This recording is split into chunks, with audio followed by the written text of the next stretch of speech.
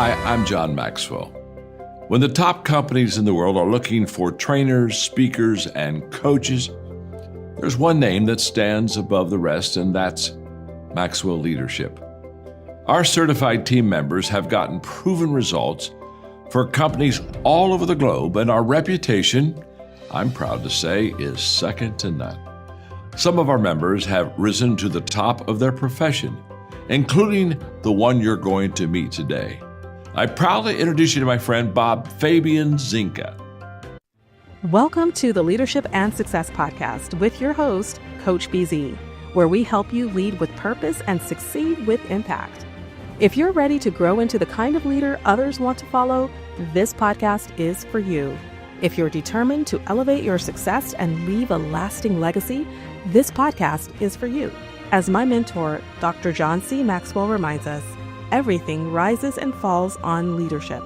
Our goal is simple: to inspire you, challenge you, and equip you with insights that can transform the trajectory of your leadership journey. Welcome aboard to another episode of the Leadership and Success Podcast with Coach BZ.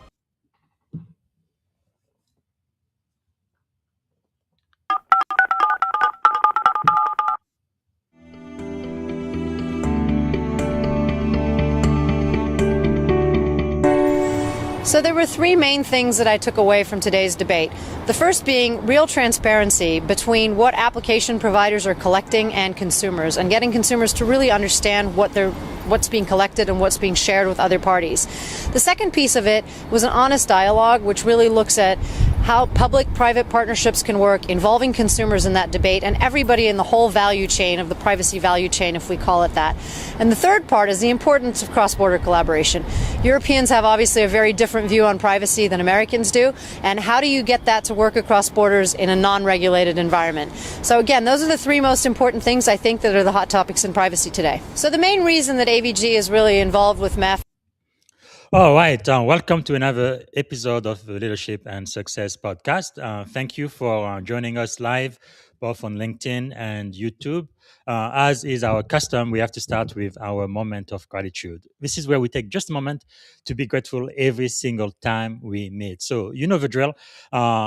Close your eyes if you must. Maybe take a deep breath, calm your nervous system, and think about one thing you are grateful for right now.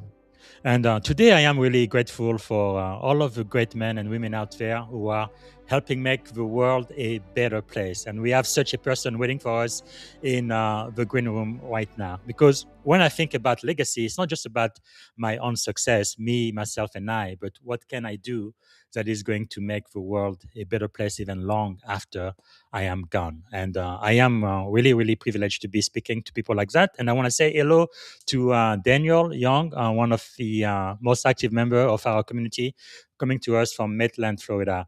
Hey, Daniel, and thank you for being here. And of course, let us know where you are joining us from, what city, what state, and if outside of the US, which country, since we've gone global now. Let us know what you are grateful for today. And also, if you have a question for my guest, please type it in the comment and we will answer live. All right, let me see if I can properly introduce our guest today. Today, I am really privileged and honored to be speaking to Siobhán MacDermott. She's a globally recognized cybersecurity, geopolitical risk, and digital policy leader who has operated at the highest level of power and influence. She's the former vice chairman at Bank of America, founder and CEO of TeenAegis, protecting children in the digital battlefield. I don't know if there is any mission more important than that these days. She's an advisor to Fortune 100 CEOs and government worldwide, and a professor, author, and one of the most fearless voices in cyber and digital safety. I wonder if she has time to sleep. My goodness. She has spent her career identifying systemic risk before it becomes irreversible. And now she's sounding the alarm on what's happening to our children online. Some of what you're going to learn today is why cybersecurity is no longer just a technical problem, but it's a leadership problem. So, ladies and gentlemen, without further ado, please help me welcome to the Leadership and Success Podcast, Siobhán MacDermott. All right. Good morning, Siobhán. Oh, I cannot see you. Let's see. Maybe it's your camera. Let's see. Which camera are you using? Is it the FaceTime ID? Uh, Nope. here we go. Okay, now I can see your hands, but let's see. It's probably using the wrong camera, Yep, isn't it's the it? wrong one. Let's see. Logitech. That's the one. There Okay, you go. that only happens for people who use Mac. I don't know why that's the case. Like sometimes it changes from your Mac to your phone to your iPad or to something else. Anyway, here you are. Okay, welcome, Siobhán MacDermott. Hey, Thank welcome aboard. you. Thank you so much for being here with us. It's really such a great honor and privilege. I've been waiting for a long time to speak to you. Uh, Maybe to get started, Siobhán, what is one thing you are grateful for today? I'm just incredibly grateful to be able to operate at the intersection of all of these things. I'm grateful for my Yes. family. It's not just one thing. I'm grateful for a lot of things. So, Absolutely. Is there something about you that most people may not know when they first meet you? yeah, I think, I like to write a lot and I read a lot of poetry, and that sort of seems to be antithetical to what people view me as in the world. But yes, Writing a lot, that's true. You have at least 5 published books, which is just insane. Do you have time to sleep? My goodness. sometimes. That's incredible. But no, you're definitely making a big, big difference. I'm really, again, honored and privileged to be speaking to you today. You've really operated at the intersection, like I said in the intro, of not just cybersecurity, but geopolitics and global finance too. How do you define yourself as a leader today? So I think the most sort of critical thing for me is really looking across the discipline instead of deep down into any one discipline. You Hmm. mentioned three big disciplines. That's very unusual. Yes. And I tend to be sort of a very strategic thinker, and I look to break down silos and create Hmm. connection that way instead of going deep into any one thing. So I think my leadership style is different as a result of that because it has to be broader. You have to encompass people that are sort of fighting for their own little fiefdoms Hmm. and bring everybody together in a way that moves the needle forward in a direction of where we're all headed. So I would say Yes. that's kind of my differentiator or secret sauce, if you will.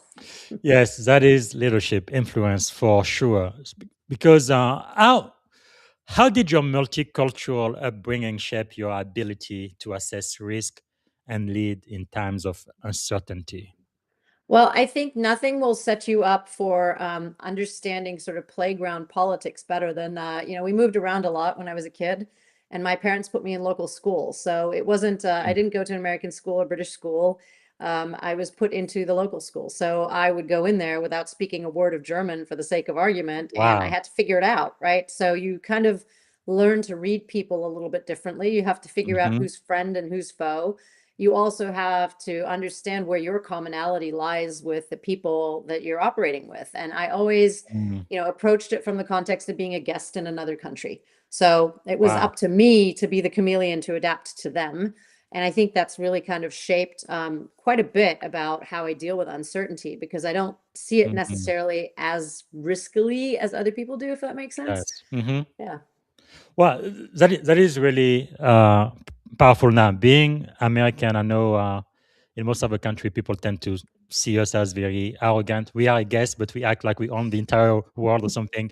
And I think it really helps to lead with humility. What did the playground uh, teach you as when you were a child, but no, that's still applicable today as a leader? Well, there are bullies. And that applies universally whether you're on the Yeah. playground or in the boardroom. So I think understanding sort of power dynamics and being able to sort of observe them without necessarily like observe them from watching human behavior instead of Mm. observing them from what the words are that are being spoken, because those are two different things. Because people Yes. don't always say what they mean. So I think that was really one thing. And the other piece is power dynamics. So really understanding, who the person in power is, because it's not necessarily the person with the title. It Yes. might be, somebody who has more power on any one decision than other people. And so being Mhm. able to sort of figure that out, I think really helps in terms of managing the expectations of a board moving forward. Wow, that is really powerful. I think that there is a book, it was recommended earlier, about everything I learned about leadership I learned in kindergarten, something Yeah. that Yeah, is, pretty much. yeah. Wow. So you really have a non-linear, bold career, right? It's very impressive to see? Because you've taken unconventional paths, right? From telecom to cyber to banking. How do you decide when to take a risk? Um, risk tends to find me in these categories, and I think it's not necessarily so much me deciding to take the risk, but the opportunity gets presented, and I'm kind of like, Yes. that sounds like fun. Maybe that would be interesting to go and do that. I don't Wow. realize like it sounds completely insane at the time, but yeah, I tend to kind of just embrace that and say, okay, I never want to stop learning.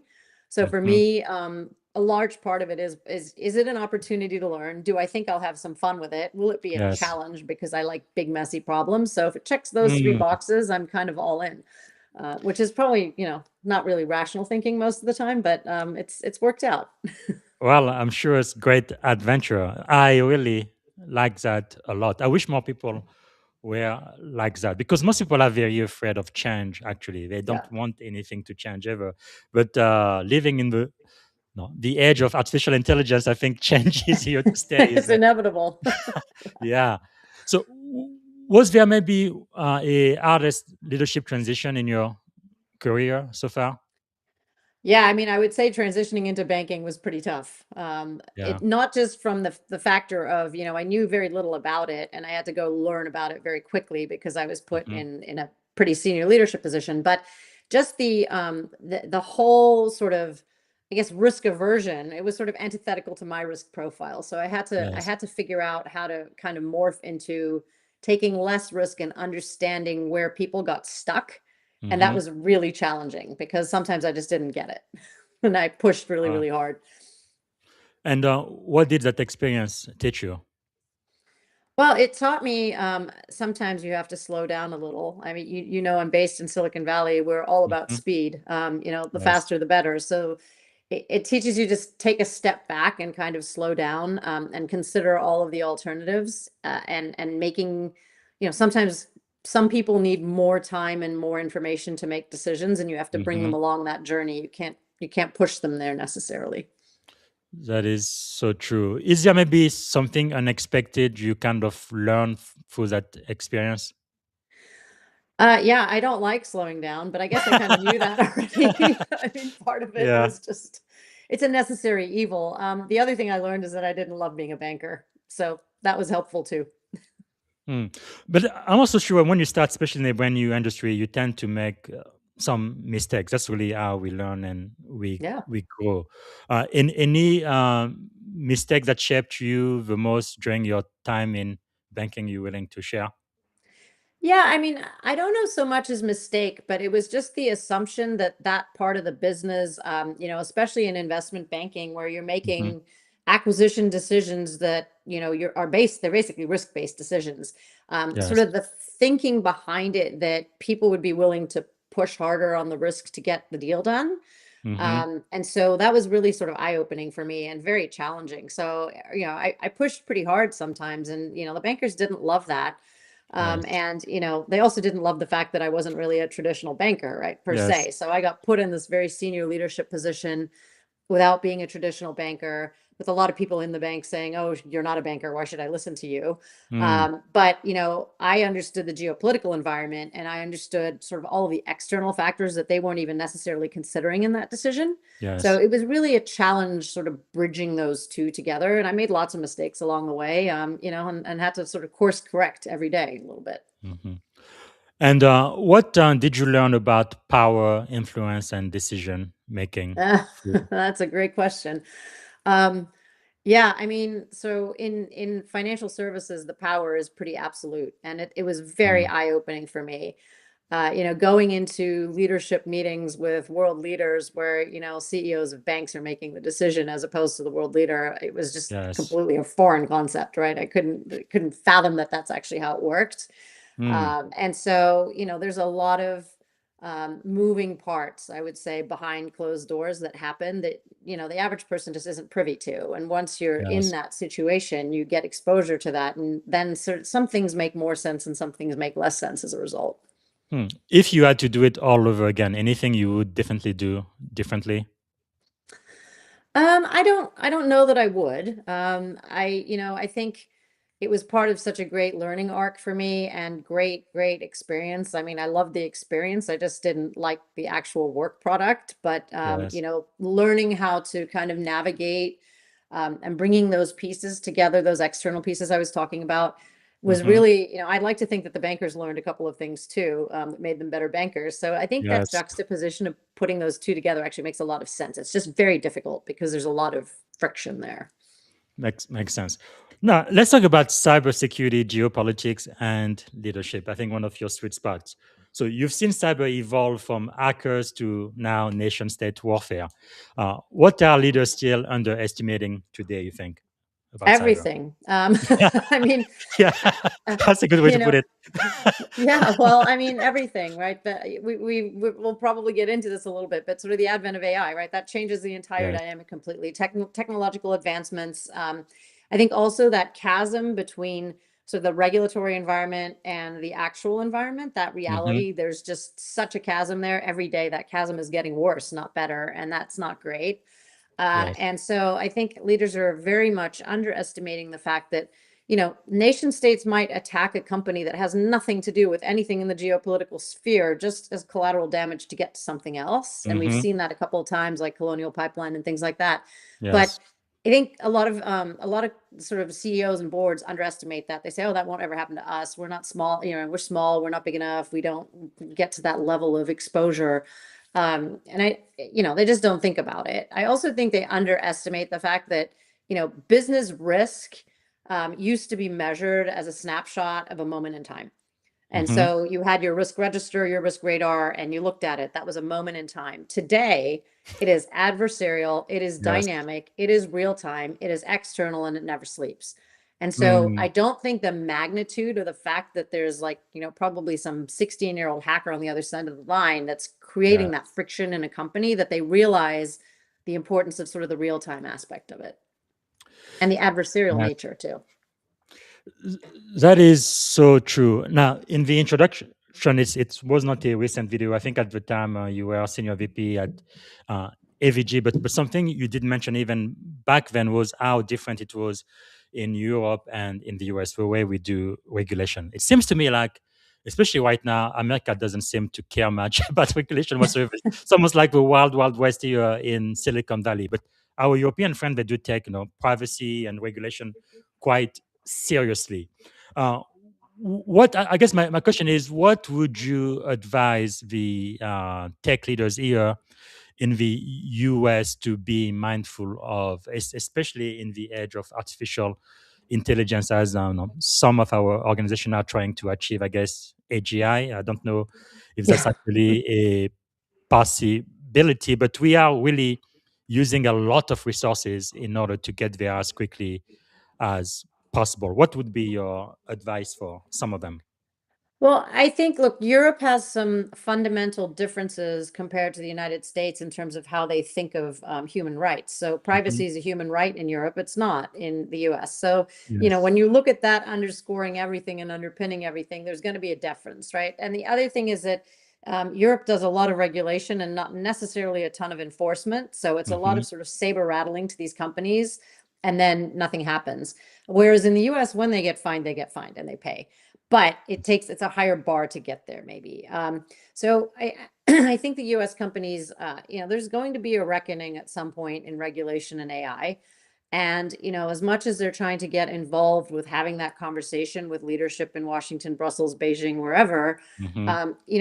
it can't all be self-serving. You really have to look at, what it is that you're ultimately doing throughout the organization and the world, because like I said, the Europeans tend to look at it from a human rights perspective. So Yes. that's a very different lens than from we're going to win the arms race with China perspective. So, Sure. but it's going to shift. It's going to shift. So, how should leaders then think differently about cybersecurity in an AI-enabled world? Well, look, I think some of the challenges that leadership has today is, they're deploying an agent, but they don't know that that agent's deploying another agent's deploying another agent. They have no idea what's actually sitting on their system. They don't know Yes. what agents are doing on their system, even worse. And that's assuming like, a benevolent world.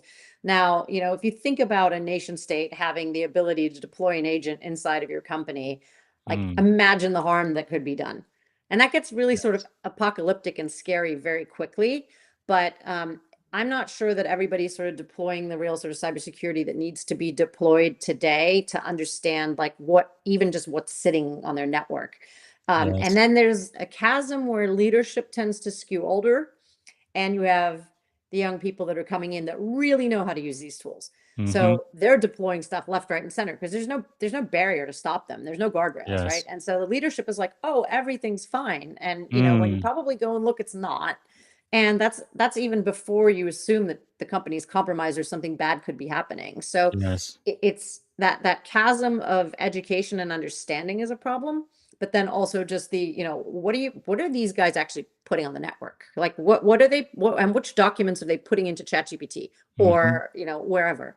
So like I just don't think that the guardrails are really there yet. True. So let's talk about leadership under pressure, something you are very familiar with because you've operated in high stakes environment. How do you make decision when the data is one incomplete and the stakes are high, and especially when you don't have much time to build trust within your team? How do you do it? Well, I hate to say it, a lot of it is gut. You have to sort of rely on your experience of operating in Yes. those environments and figuring out maybe it's not the best decision, but it might be the least worst decision that Mm-hmm. you're making at that point in time. And I think the other thing is keeping an open mind and really adapting to change very quickly. So it's Yes. not necessarily that you're making a decision with not enough information, but when new information comes in, how quickly can you pivot? How Mm. quickly can you say, oh, I did that was wrong, let's go this way, Yes. without making it whipsaw. But you have to be self-aware enough to be able to make that change, to admit that challenge, or that the environment's changed, quite frankly, like something could change externally that would require you to rethink the whole thing. And also lead. I mean, you have to lead at the same time, and you Yes. have to bring people along, and sometimes that's going to upset people, and that has to be okay. If you liken it to, think about the person who has the most high stake job in the world as a trauma surgeon, right? Somebody's dying, like there's actively Mm. like a life dying. He can't get in an argument with a cardiovascular surgeon about whether, something should be done first or second. And then the Yes. orthopedic surgeon argues. The trauma surgeon is the be all and end all decision maker in that process. Yes. So if you are that be all and end all decision maker, you're going to probably upset some people and hurt some feelings. And you're going to have to realize that can be fixed afterwards, because you got to fix the crisis first and then, go and say, this is why I made those decisions. And I think those postmortems too, after the fact, are really important to kind Yes. of get people to understand, and everybody to understand where mistakes were made, where you could have pivoted faster, where you could have gone a little bit slower. But if you don't have that postmortem conversation, then, feelings remain hurt and people kind of get annoyed at each other. I really love what you said, especially about the postmortem. I think that is so important. Although in some organization, I've seen people go through postmortem because they kind of have to, based on their SOPs, but then they don't do anything with it. It doesn't update any of their It's procedures or such an policies. opportunity to learn. Yeah, It's such an yeah, opportunity to learn. it definitely is. Now, how do you build trust then in environments where trust is fragile or might be non-existent? Well, look, I operate across borders, so that's sort of the operating stakes in almost anything that I do, Yes. and it's very culturally different, Mm-hmm. because I think if you look at Europe, for instance, I remember one of my AVG board members told me, I won't trust you for the first 2 years you work with me, and What? that sort of seemed like a random statement, but it's very true. Trust building takes time, and the problem is that when you're in a crisis, you don't have time. That's sort of the one commodity you don't have, Yes. but I think, showing up, being accountable, being humble, admitting when you're wrong, Mm-hmm. all of those things build trust over time. And then, I think, again, you have to realize that there are massive cultural differences. There are high trust societies and low trust societies. Some people just aren't Yes. ever going to trust you. And, Mm. you can't, it's not worth spending all your time trying to build that relationship. Yes. And I think, again, going through the postmortem and really sitting down and saying, like, okay, I want to hear what you would have done differently.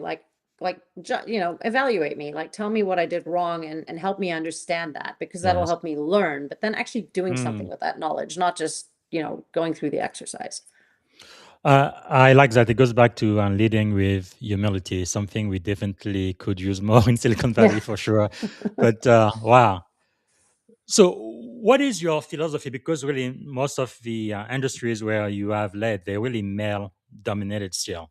So, what's your philosophy on leading in male dominated, high pressure environments? You got to have a thick skin. I mean, Mm, you really do. Um, I've always operated every environment I've been in. I've been pretty much, with few exceptions, the most senior female leader in the room. yes. And there's sort of an expectation that by definition of that, you're going to pull other female leaders up. Hmm. And so I've always tried to be very clear and very fair and just say, look, this is who I am, like it or not. You're not going to hurt my feelings. You can say whatever you want to say, or you'd say to a male colleague. Hmm. And also not being afraid to be bold and call them out. Yeah. So not in a confrontational way, but I think that having a different perspective, and I'm very blessed with the background that I have because I have a very global perspective, which I bring Yes. to the room that they just can't compete on. Hmm. So it's not an equal fight, if you will. Yes. So I picked like the areas where I know I'm, they can't really compete, and I'll maybe acquiesce and give in the areas that where we're a little bit more equal. Now, maybe it's because I became a father of two girls, and if it wasn't for our family dog, I'd be the only male in my family. But sometimes I'm just flabbergasted, I guess is the right word. We are in 2026, in the age of AI, but still, women are not quite equal to men in the most powerful country in the world. And I don't understand that. There are, I think, slightly more women than men. Definitely, they Yep. tend to be more educated. And there's still, though, when you look at the top, no, politics, Fortune 500, it's all led by men. So I think I don't know. I feel like it's getting a little bit better, especially in cybersecurity. 10, 15 years ago, I hardly saw any women. Now I see more and more women in position of leadership, but it's still not where it's supposed to be, in my opinion. What are your thoughts on that? How can we move the leader, make it more equitable? Well, look, I think you're also dealing with, a lot of women who got there and fought their way to the top, and they Mhm. don't want to reach the hand down to the women underneath them. And actually, Mm. they are probably the worst offenders. There's a lot of men that will do that, but a lot of the Well, women are awfully like, look, I got here on my own. You got to figure it out on your own. Like, I'm not going to help you. Why should I? Why should I take all of this experience and all of these scars I have and make it easy for you? mm, And there's not a lot of women that support women. So I think that's part of the problem, and I think that's endemic of sort of the kids that grew up in the 90s. Sort of the Gen X women tend to be a little bit more like that. yes. It's shifting in the the younger generations, but I think they don't see gender, and they don't see things in the same way as Mm, maybe we do. But yeah, I mean, look, there needs to be more of it, and I think it comes directly to a question of leadership style too. yeah. So I think was it Madeleine Albright who said that there's a special place in hell for women like that. Yeah, I mean, But, I agree 100% with that statement, by the way. But mm, I think the other thing is that, women lead differently than men. And yes. when it comes to diplomacy and coalition building and, sort Hmm. of bottoms up, like you see a lot of female political leaders in Europe because it's a Yeah. bottoms up coalition building exercise. You can't come Yeah. in and just say, this is how we're going to do it. Right. Hmm. And so it depends on how the organizational culture is shifted. Because if it is we're doing it this way, my way, or the highway, and it's top down, Yes. you're not going to find a lot of women rising to the top in that environment necessarily, or it's much harder for them. If it requires a lot of coalition building, a lot of cross-functional skills, a lot of communications, those are environments where women tend to do better. You see that in communications firms, you see that in, Sure. in true diplomacy, not top-down diplomacy. So yeah, I think it depends a little bit on the culture of the organization. Yeah, it's kind of like the leader in Australia during COVID. She did such a wonderful job, just the way she was able to lead a country in the face of this global Yeah. pandemic. And a lot of male leader in many other countries just couldn't lead at all, and so many people died unnecessarily. But yeah, it is kind of strange to me. So, how do you balance toughness with empathy? Again, being a woman in uh, industries that are heavily led by men.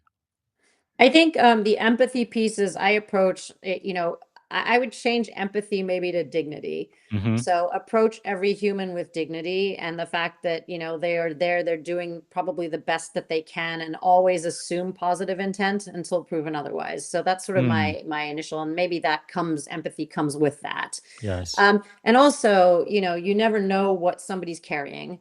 So I would put that in there too, because sometimes people make decisions and they say things because, they just had a bad morning at home with their kids, right? And it's Hmm. not necessarily indicative of them being a bad leader. It's just that particular day is that. So, Yes. taking that into consideration, if it's something way out of character, then having a conversation and saying like, hey, what's going on?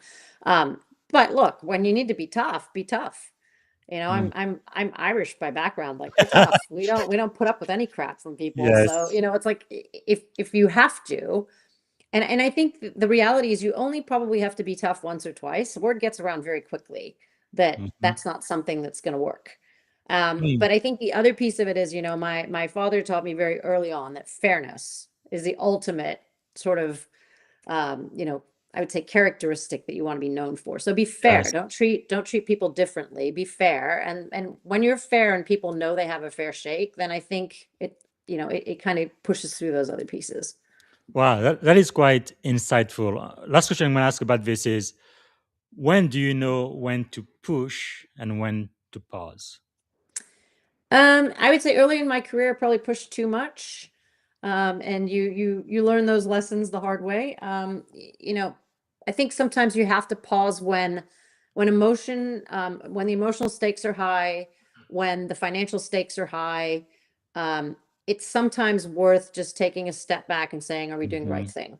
Yes. Wow. And then, if we're doing the right thing, then let's all agree we're going to go all in and do it. If we feel like we're not doing the right thing, then let's rethink what it's going to take to get us to do the right thing. Wow. So that's probably the framing I would put around it.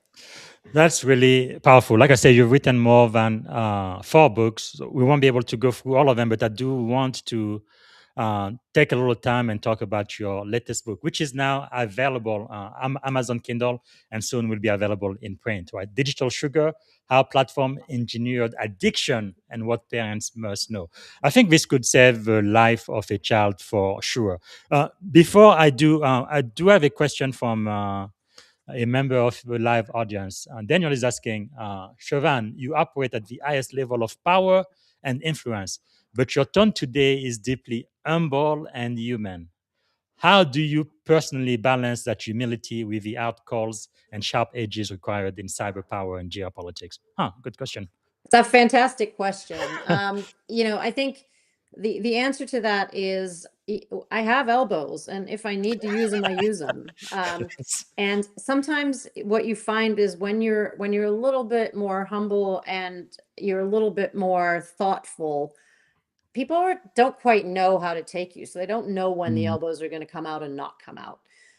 But make no mistake, I'm absolutely not afraid to use them. But yes. that's not my de facto operating way. Like, I don't want to get to that point, but if I have to, I will. And you get a reputation for that, so people will then kind of push up to that limit and then say, "Oh, I better back down a Mm. little." Okay, I don't think this is a question, but it's a comment again from the live audience. Erika Sandoval says, approaching every human with dignity makes a huge impact. I agree. I do B2B sales for a living, and the only way I close successful deals is when I acknowledge the needs of the human behind the company. Thanks for bringing empathy to business, Shaban. That is so true. All right, your So true. message is having a big impact. So, this book, I think, is an instant bestseller about uh, digital sugar. I think this is so timely. Why did you feel like you had to write this book? Why did this book have to be written? So, as you know, what I've done in my career for a lot of parents reached out to me and said, friends and friends and friends, something's happened to my kid online. What do I do? How do I fix it? So I was doing all that work kind of for free and thinking about it, but not really committed to it full time. And there's definitely a need for it. You see everything that's Mm, happening with the platform companies today. You yeah. know, our kids are anxious already. They are, being bullied online. The bullying's pervasive. It doesn't stop. It's all night long. It's all day long. You can't get away from it. Kids are killing themselves, and I just had enough. Mm, So I wanted to really think about how do I take all the knowledge that I have at the intersection of the things that I have and say to parents, Yes. this is how you should think about it. So it's really divided into three pieces. One is, you know, just how to talk to your kids. Mm-hmm. How do you talk to your kids? Because if your kids do something stupid, like, you don't want to say like, oh, that was really dumb, because the kid's already in a shame cycle and it's really hard for Yes. the kid to come talk to you, right? So it's part of it is, how do you talk to the child? The second piece is, what are they doing and what platforms are they on, right? Most parents don't even know. And so they don't know the harm, they don't know the platform, they don't Mm-hmm. understand, what those platforms are being used for. And then, the part of the book that you never want to use is the, something bad has happened, what do I do? How do I fix it? Mm. Yeah. Wow. So I just took all that knowledge and said, we're going to put it together, we're going to push it out on the website. I want every parent to have access to that.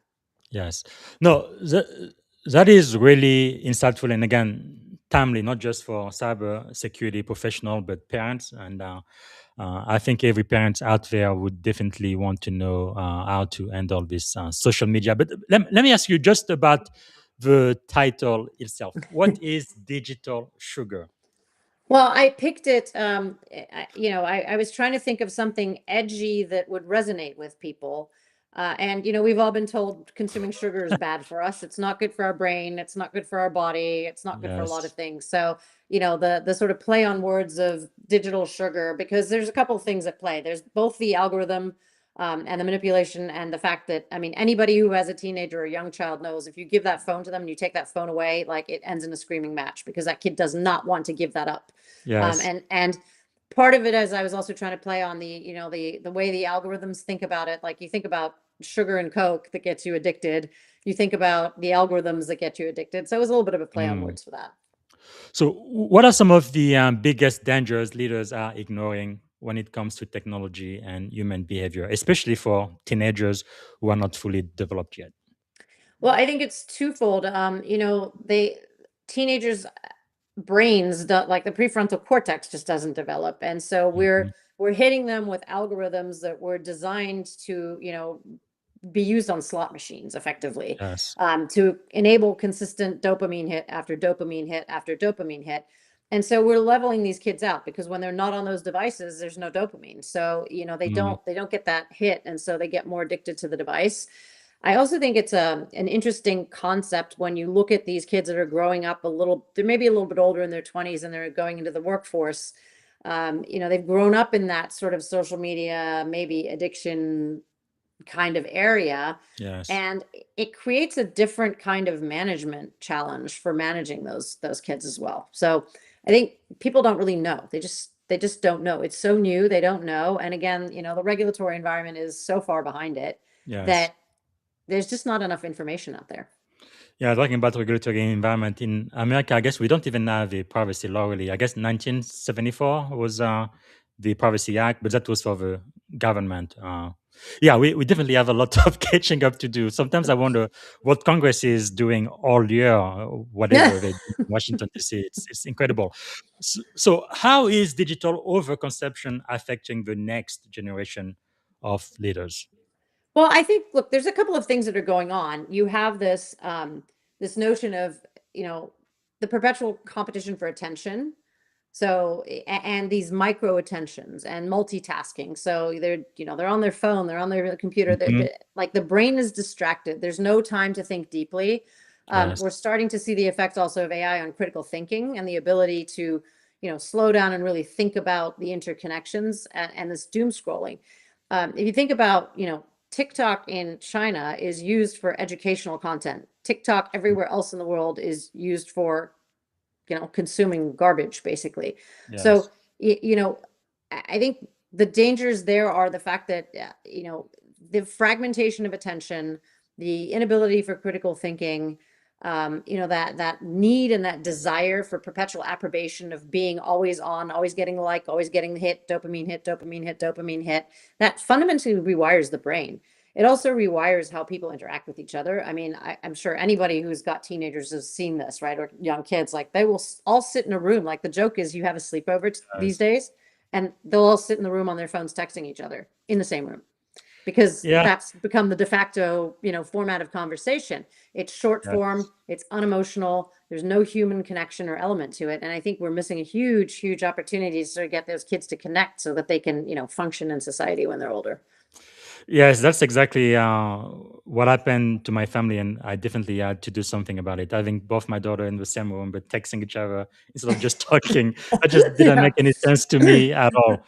And also, people, their generation where they break up with their boyfriend or girlfriend by Or text, it's just like, ghost them, right? They yeah, just stop talking to them.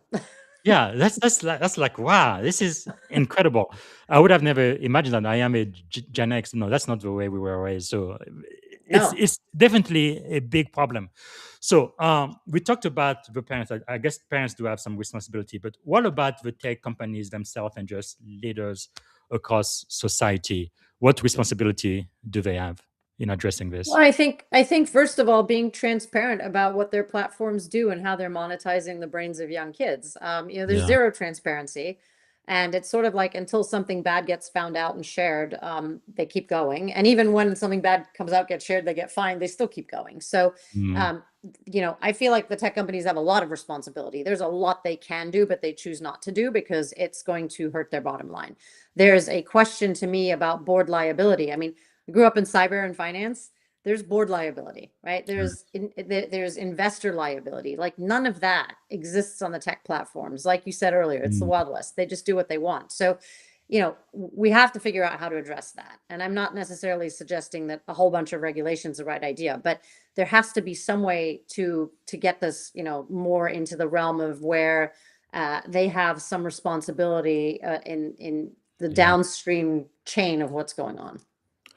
But what really, I don't know, frustrate me is was it last year, maybe the year before, right? There was a child teenager in Florida who Yeah. died using one of those chatbot because he was in love and they were gonna meet in artificial intelligence event or whatever. So even when a kid, a human being dies, there is absolutely no repercussion, no law, nothing. Everything just as no, it just doesn't make any sense to me. Congress doesn't want to do anything, and nobody is taking any action whatsoever. I mean, again, a human being, a child, just died, but Yeah, just there's a lot of them. I mean, whatever. we're working on a multitude of cases where exactly that has happened. There's no accountability, and it's Mm, very difficult. You know, first of all, it's a parent against a sort of David versus Goliath because it's one parent against a huge platform. yeah. And if you look at the cost of harm to a family, on average, it's $170,000 for a family to recover from some kind of online bullying event. Be Mm, that psychological services, mental health services, time off somebody had to take to shuffle the kid back and yeah. forth, lost wages, all of that.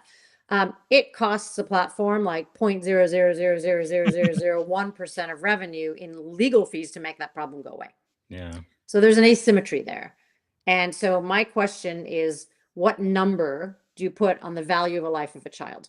Mm, If you look at, what you get paid out in different countries if your child dies, that yes. is really stark. It's really stark. And you start to think of, where you send your kids to school, how you think about who their Mm, friend groups are, what role does the school play when they're acting in loco parentis for the, 8 or whatever hours they're there? What culpability do yes. they have? I mean, there's a whole, the breakdown is in the entire ecosystem. It's not just one thing. And then, by the way, the platforms should just do better because they can. Yes. Yes. Absolutely. But I feel like as tech leaders, we probably could do a lot more. But yeah. I mean, It again, requires them being willing to listen. There's that yes, as well, right? yes, true. Back to leading with humility, it is so important, and really being aware too of how everything you are doing is affecting your local community. But for people who are parents who are reading your book right now, are gonna get a copy today. Digital Sugar, our platform engineered addiction, and what parents must know. What is one piece of advice you would give to parents after they read your book? So the biggest deterrent in the child harm cycle in social media is the parent-teen relationship. And I'm Mm, talking about teenagers in particular. yes. Parents really need to think of a couple things. They need to understand how to talk to their teen So if a teenager comes to you and says something bad happened online, the very first thing should be thank you for telling me. Right? Mm, No judgment, just thank you for telling me, because that is such an incredibly high barrier that teenager has crossed to come and admit that, because generally online harm involves sexploitation or something of that nature. mm, And then the second thing that they should say to them immediately is, this is not your fault. None of it is your fault. If somebody extorts images from these kids, if they share images online, it's not their fault. I mean, these algorithms were designed for gambling. They were not designed for teenagers. but And so, that's really crazy. Like even X recently, right? Grok, you are yeah, able to have children, like teenagers, and get a picture of them, and then imagine how they look naked. Like this is insane. yeah. Oh, that's why I started this company. I mean, it makes me so angry that that Wow. is allowed. There's very easy ways to stop that. But I think when you look at what, the most important thing is that relationship between the child and the parent, and creating a Yes. safe space for that child to come to you. And then Hmm. also, the other thing I would say is, if there are sextortion images that are, have naked pictures, please, please, please don't delete them. I know that is the instinct. It goes against all of you. All you want to do is just say, I want to get rid of that. Yeah. That is evidence. Do not delete it. Put a file on your desktop folder, put a file on your phone, put it in there. Don't ever look at it until you go to an attorney, but don't delete that, because when you delete that evidence, you're helping these guys get away with it, because that's Mhm. how they go in court and they say you can't prove it. So Wow. don't delete the That's evidence. that's just terrible. So how should then leaders think about digital discipline for themselves and their teams?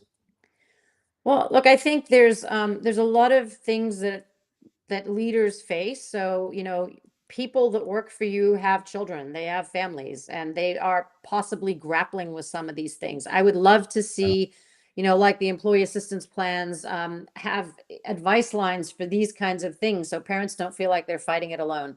It's very hard when you're dealing with something like this to come to work and show up. It's also Yes. hard, by the way, when you're a young person in business. I mean, let's talk about Wall Street and all the bad behavior that happened in the 80s, right? That has now moved to the digital realm. So Yes. there is exclusion and bullying that's going on platforms inside of companies as well. Hmm. So, the companies need to kind of be aware of that and think of that. There's also how do you as a leader grapple with that? Do you set a zero tolerance policy? Do you just, even when you can't enforce it, when it's not on a device, like where's your responsibility in just Yes. saying flat out, like, I'm not going to tolerate that kind of behavior. But it's a new thing, right? It's not something that we've had to grapple with as leaders before, to say like, oh, I Sure. don't care what you do on your own time, but don't exclude people. It's sort of like, don't not invite that kid to the birthday party. Yes. Yes. Wow, we really live in very interesting time for sure. And by the way, we both are wearing white today. We must have got the same memo. Yeah. Uh, let's talk about something you've done. I think it's really God's work. It's really timely and critical. Teenagers, right? Let's talk about this because I feel like you could potentially save the life of teenagers with the work you do. So you founded TeenAegis. What moment made this personal for you? And again, people can go to teenagers.com, and you said parent resources, you give away a lot of Yeah. resources for free, which I can believe. You are definitely an angel. Thank you for that. But Um, so the point is, it goes back to my friends calling me and saying what's going on. And I started to notice an uptick in the number of kids that were hurting themselves, Mhm. and worse, killing themselves, right? So Mm, I've worked with a lot of emergency first responders and had a lot of conversations with them. They're on the front end of this harm, and they absolutely don't know what to do about it. They hate it. wow. They just wish that it never got to that point. Mhm. And they see the heartbreak that it causes for families. And again, I just had enough, right? I told you I like big, messy global problems. This Yes. is, I would argue, the biggest, messiest global problem of our time today, because it's not in any Mm, one country, it's pervasive everywhere. And, you know, the problem is, again, the harm to one family is so disproportionate yes. to the harm to a company that asymmetry bothered me a lot. So I decided I have a teenager as well. So I just got tired of it and said, like, what can I do? And then I started really thinking about it. And I Hmm. realized that, I have a really interesting skill set to bring to this, Yes. because they can wiggle out of certain pieces of it, but not when you put all of those aggregate pieces together. That is so true. And we said I'm gonna put it on the screen again. People can go to teenagis.com/ parent dash resources, and we will get all of those resources for absolutely free. Why did you provide those resources for free when you could have made a few bucks out of them? We are a capitalist society after all. Yeah, I mean, I could have made a lot of money on it, because I don't think that any parent who is doom scrolling at 3 o'clock in the morning trying to figure out whether their child in the room next door to them is breathing should have to worry about Mm, finding a credit card to put $10 in to create, a revenue model for me. Um, I've heard all the stories. I just, it should be free. There's no question. yes. I'm never going to put a dollar value on the life of a child. And so it is also Mm, disproportionately unfair to me when you think about, equity, where some people yes. can't afford it. $10 a month Hmm. they can't afford, and why should that child not have the same opportunity as somebody who can't afford it? So that was Yes. really the genesis of it. We monetize in a different way from hospitals and insurance companies and things like that, and then we pass all of that on to just creating all the content for parents to raise awareness. Wow, thank you, thanks so much. I definitely would like to put a spotlight on all of that. What do you believe then that tech platform are getting wrong about child safety today? They're monetizing children. I mean, it's as Mm, fundamentally easy as that. They're monetizing kids. They have little accountability. They have very little empathy to the families that, have lost kids. yeah. You just have to watch the testimony in any of these cases. It's sort of the fundamental notion of lack of accountability, and it's not my problem. It's the parents. A child was Mm, disturbed. We didn't contribute to the harm of that child. wow. It's the arrogance of the people running those platforms. It's all of it, and that's kind of Yes. why we're here. Yeah, because you've definitely taken on big techs like David against Goliath. What resistance have you faced? So we are 1 month and a week old, and we have had 2 cease and desist letters and one offer to purchase. So I Oh feel my like we're doing the right goodness. thing. Wow, that's unbelievable. Yeah. Man, what does courage then looks like in leadership today? How do you lead when you know you are going to face opposition? Well, I think again, it goes back to sort of my foundational roots of growing up all over the world and moving around. I'm pretty resilient, not really afraid of much. So, part of it is you have to have that courage in yourself to know that you're going to be okay no matter what, and also that you're not going to back down when challenged. Right. Yes. I've operated at the highest echelons of three different industries. So, I've been challenged by presidents. I've been challenged by leaders of banks. I've been, so fine, go ahead. Um, but it's not going to stop me from doing what I'm doing.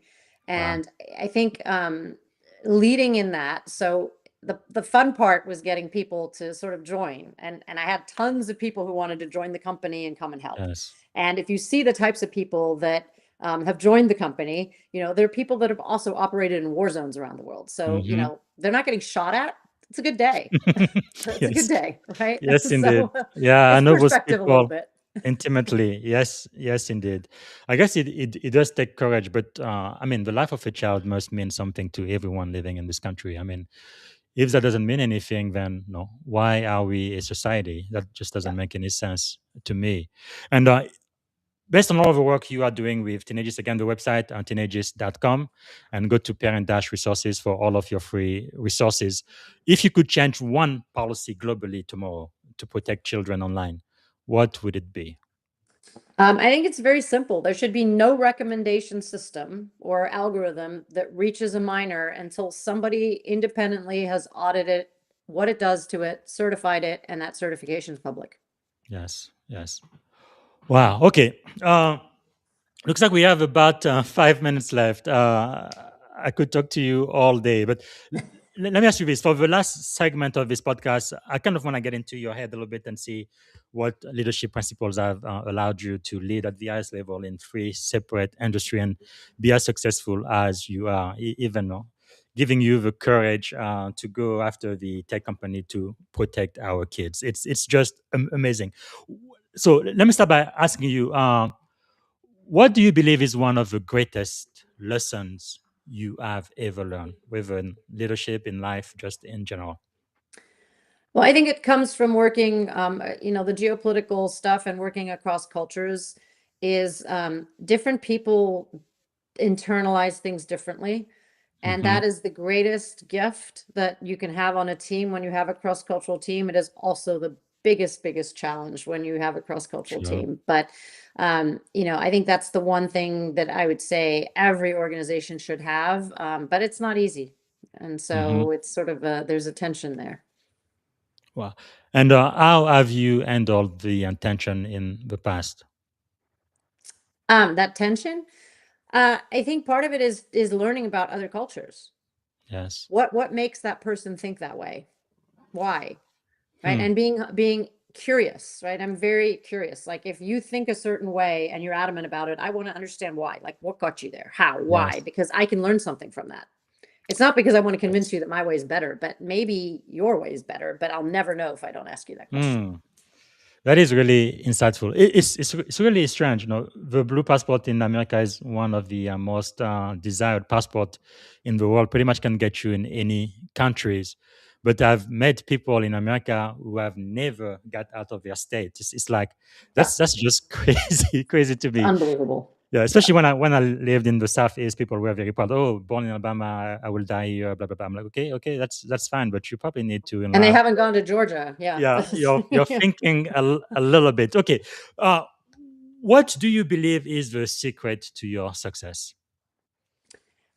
Taking risks, never giving up, being pretty resilient. When you stumble, get back up. Just, keep going.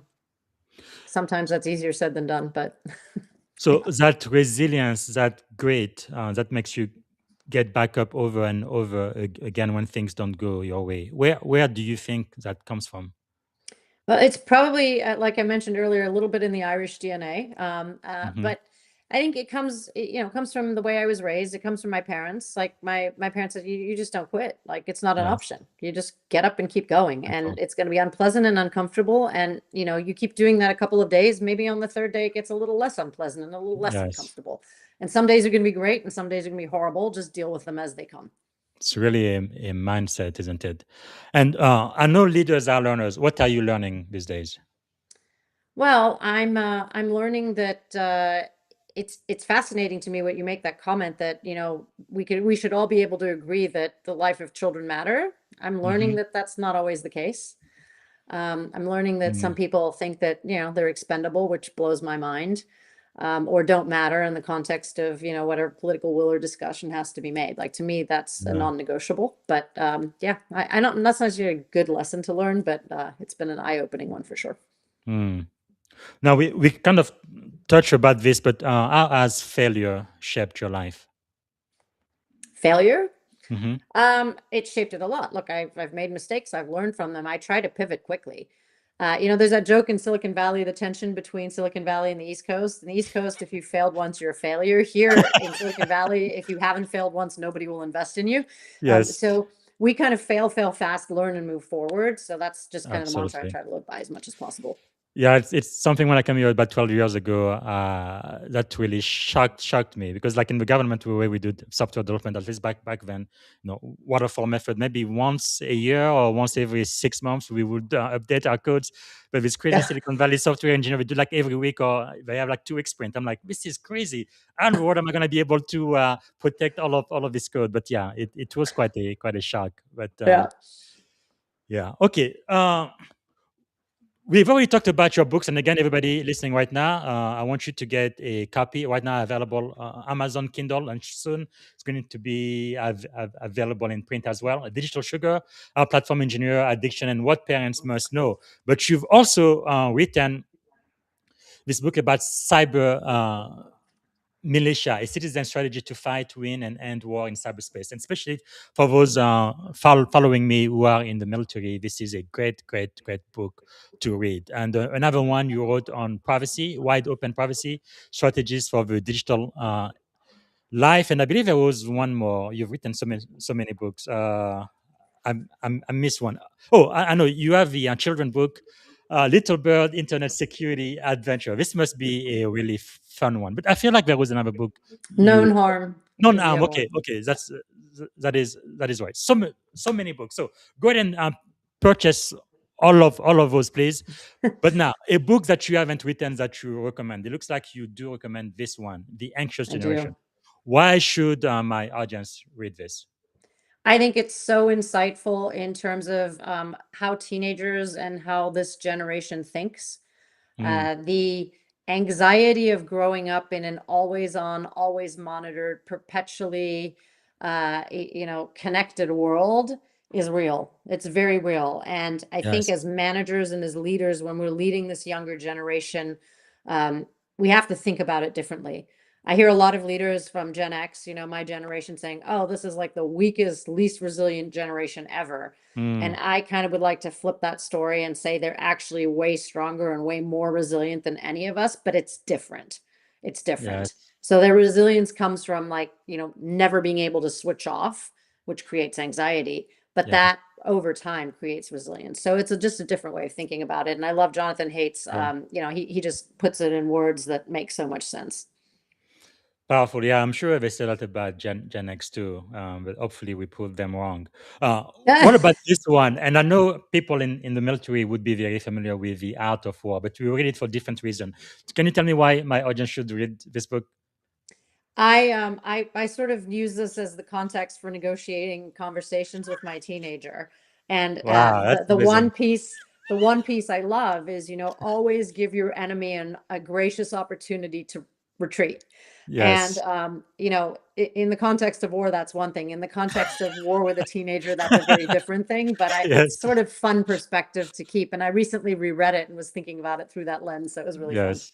Well, this is really fun. Yeah, I know the majority of people who follow me who are in any bunch of the military, they very much know this book. So, if you could choose three, actually, technically we are out of time. Can I get 5 more minutes before we close? Sure. Okay. I want to. If you had three people to have dinner with, right? They could be alive, dead, or fictitious characters. Who would you choose and why? Well, I'd choose Albert Einstein because I just would Yeah. think he would be super interesting and fascinating. I'd choose the Mm, Dalai Lama because I think, when I think about somebody who works across cultures and who's spoken to almost every world leader in the world yeah. and has a perspective, I think that would be interesting. And the third one I'd bring to the table is probably Mark Zuckerberg, just hoping that he would learn something through osmosis being there. I hope so. Yeah, actually, recently I was thinking, looks like Pope Leo the first American Pope is pretty good. I would Yeah. definitely have to have a meeting with him. I just like the way he handles himself on the world stage and how much he shows compassion Yeah. throughout the world. It's pretty amazing. All right, so is there maybe a song, a book, or a movie that would be your life's theme or anthem? I don't know about that. I have a lot of ones that I like. I like sort of like I first of all I'm a huge fan of spy movies, Hmm. so any and all of those. And then there's a movie Beyond Borders with Angelina Jolie and Clive Owen about it's sort of a drama, but it's interesting around the conflict of being in a war zone, being Mm, in a privileged society, and I won't give it yes. away, but it's pretty interesting. Very good. Beyond Borders. I haven't seen that one yet. I will add that to my list. I guess I'm a little bit selfish. Part of the reason why I do this podcast, I need to know what I need to read or watch next. Okay. Uh, if you had one and only one day to live, what would you have liked your final contribution to be?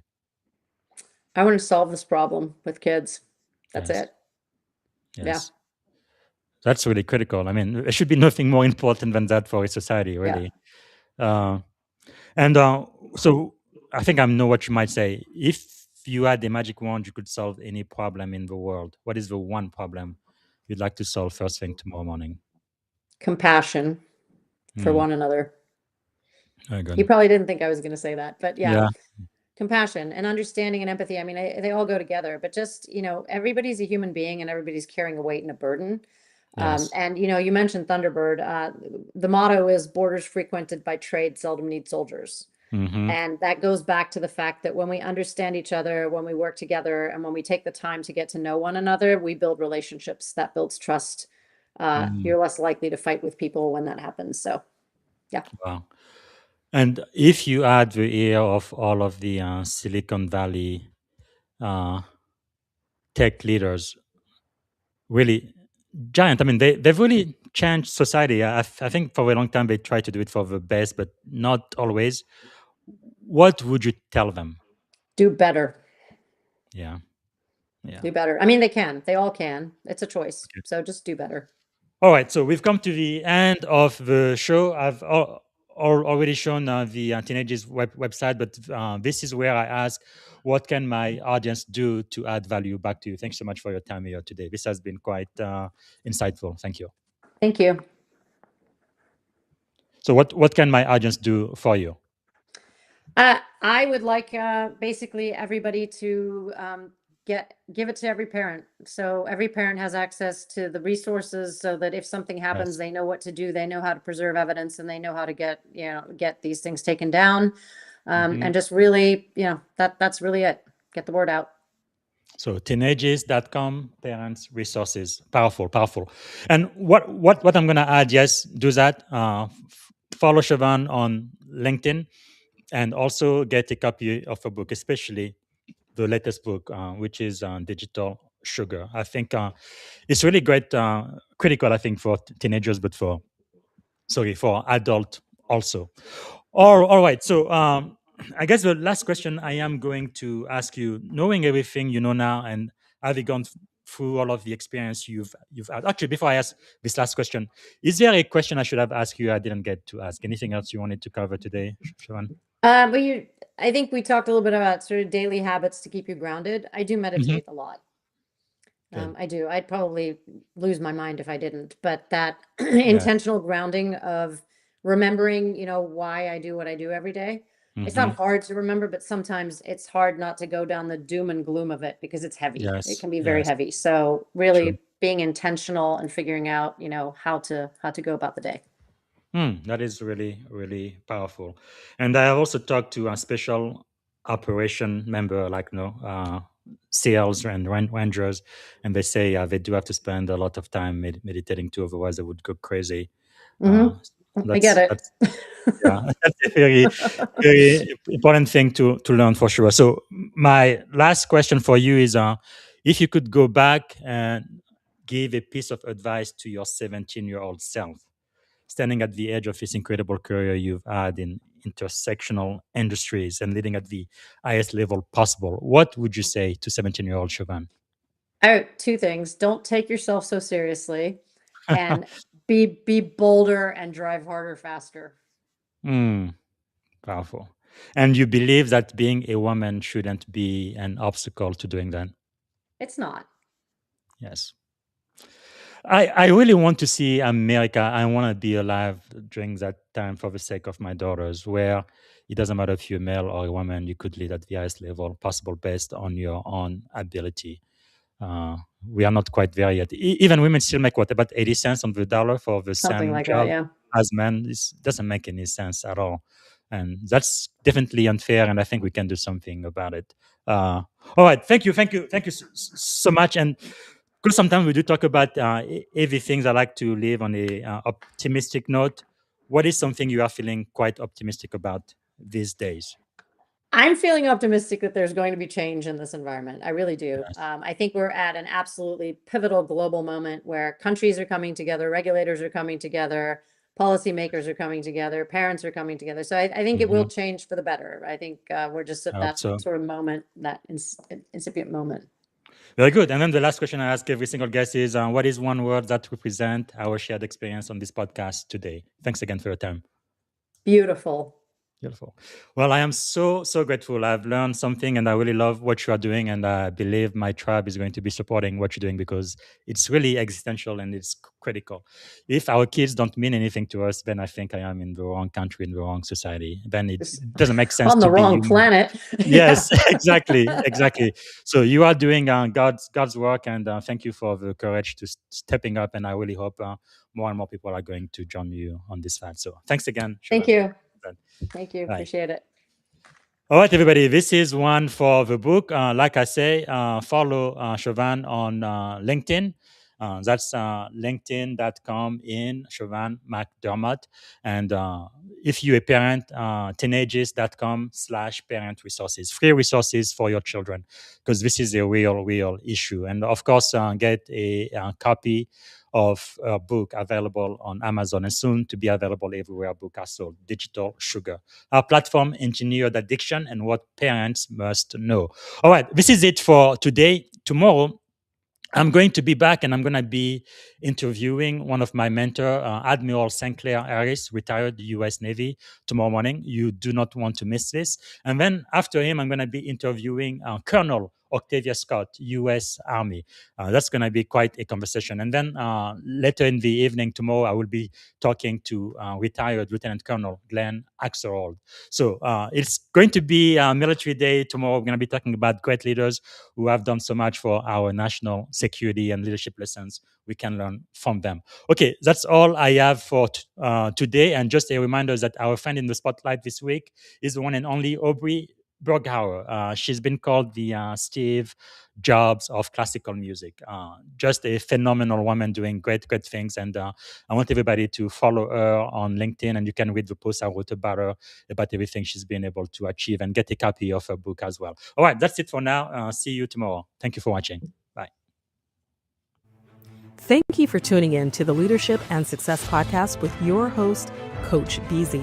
If today's episode added value to your leadership journey, be sure to subscribe, share, and join us again for more wisdom nuggets on how to lead better and achieve greater success. Remember, leadership is the most critical skill of our time. The world will always need leaders to inspire others, drive innovation, and execute meaningful strategy. So why not count yourself among the bold leaders shaping the 21st century?